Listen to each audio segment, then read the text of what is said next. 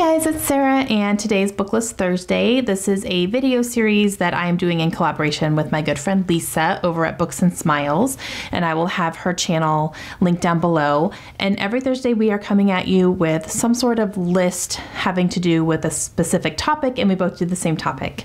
This time we are going to be talking about love because it's February and it's Valentine's Day month and it's all lovey, lovey, dovey, dovey. This month we're going to bring you a variety of different topics having to do with relationships, and they're not all going to be lovey-dovey, so don't worry.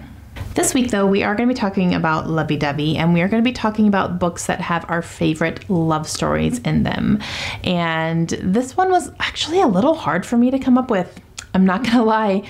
I've been reading quite a lot of things that are either not a great love story, or I enjoy the story, but there's a lot of issues in it.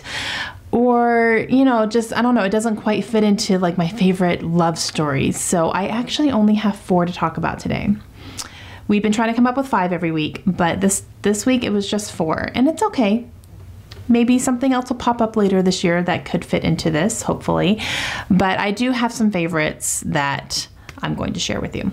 The first one that I want to share with you is probably my favorite love story of all time, and that is Redeeming Love by Francine Rivers. This is a Christian fiction book, and this is set in the 1850s, and it follows a girl named Angel and a man named Michael. And this is kind of a retelling of the book of Hosea from the Bible. And I've always been meaning to go back and read the book of Hosea and maybe reread this, you know, kind of back to back and kind of see the inspirations and the comparisons and all that. So I think that might be a fun project for me to do one day, not yet. But this book is beautiful. It is a true testimony of unconditional love. Michael meets Angel, and she is a prostitute in the 1800s. So she's literally selling her body so she can live. That's her only means of any type of income, any type of place, you know, to stay, for shelter, food, all that stuff. And she really feels like that's her only choice in life. Michael meets her on the streets, and it is an immediate, it is a love at first sight. It is a, God spoke to me in this moment and told me this is going to be my wife, and I am here to take her away from this lifestyle and save her, I guess. And it doesn't go smoothly. Angel wants nothing to do with him. But over time, just the love that he shows her, regardless of what she does to him, and this woman is so incredibly stubborn. Whew, I was frustrated at her a lot because I was like, just give in, everything's fine. This is what's supposed to happen. And just seeing Michael make his mistakes and love her throughout all of it is just, it was so beautiful. It really, really was. Now, this is not a perfect love story. It's not. But the way it happened, and I don't know. I just loved it so much. And I am so excited to read this again sometime. I'm probably going to read this over and over. Honestly, it's so beautiful. And it's one of my favorite books of all time. And it's beautiful. So if you're into Christian fiction, if that's something that you are willing to pick up and read, this is just, it's so good, you guys. It is so beautiful. The next one that I have is actually a book I read recently for my birthday reading project. It is another Christian fiction, but it's not quite so heavy on the element of God and God speaking or anything as Redeeming Love is. But this one is called The Painter's Daughter. This is by Julie Klassen. This one is also set, I believe, in the 1800s, and it is following a young girl who is a painter, and she is kind of an apprentice under her father. She meets another apprentice who comes to work with her father, and it's like an immediate connection.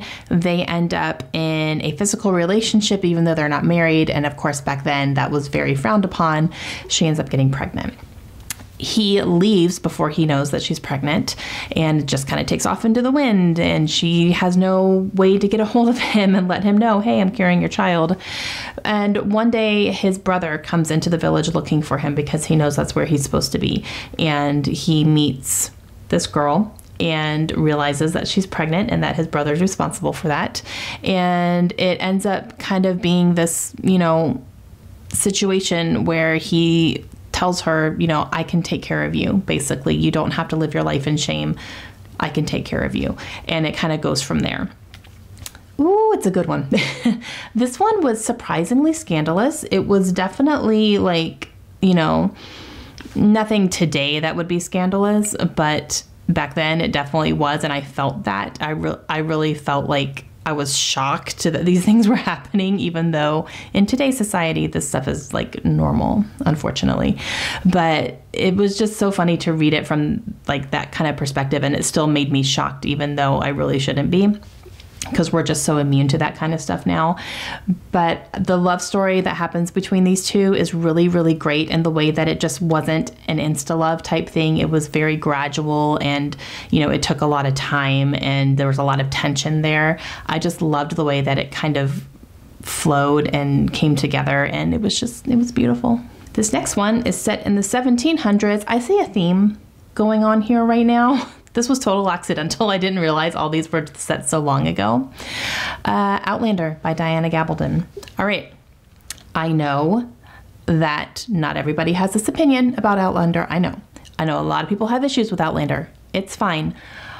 I love the story between Claire and Jamie. I love it so, so much. I do not share the same opinions that a lot of people have, because I just, you know, things happen. Yes, things happen in this book that are terrible. You also have to think about the time period that this was set in. And I mean, we're talking about very violent people back then. And that was true. That happened. All this stuff happened. Women were not viewed the way that they are today. That wasn't the reality back in the 1700s. I absolutely love the love story between these two. I love the books. I love the show. I'm a big fan of both of them. And yes, I can see that there's problematic things. It's fine. So, yeah, I love the love story between them, and just the pull that they always feel towards each other, no matter what time period they're in, because this is a time travel type of book, and it's gorgeous, and I love it, and I'm trash for it. I don't care. And the last one I have to talk about is a modern love story. Yes, that's Puddle Jumping, and this is by Amber L. Johnson. This is a love story between a girl and a boy. They are in high school, and the boy is autistic. And the thing that makes this so unique is that this girl does not treat him any different because he's autistic the way the other kids do. And because he's autistic, it makes her more interested in him and wanting to get to know him and wanting to understand his mind and how it works. And because of that, she falls in love with him, and it is just gorgeous. It really is. And the respect that she has for him and the patience that she has for him is so inspiring, and not everyone can do that. And I'm really, really excited that this book was published, because the way that autism is portrayed in here is so realistic, and just you see so many autistic kids get either made fun of or be treated differently because they're autistic, and that's not what they want. They want to be treated like they're fine, because they are, you guys. You know, it's something that I feel everyone needs to not only be sensitive to, but teach their kids to be sensitive to it as well, because it's pretty common now, you know, for people to be on the spectrum. And, you know, just don't treat people differently. There's no need for it. There really isn't.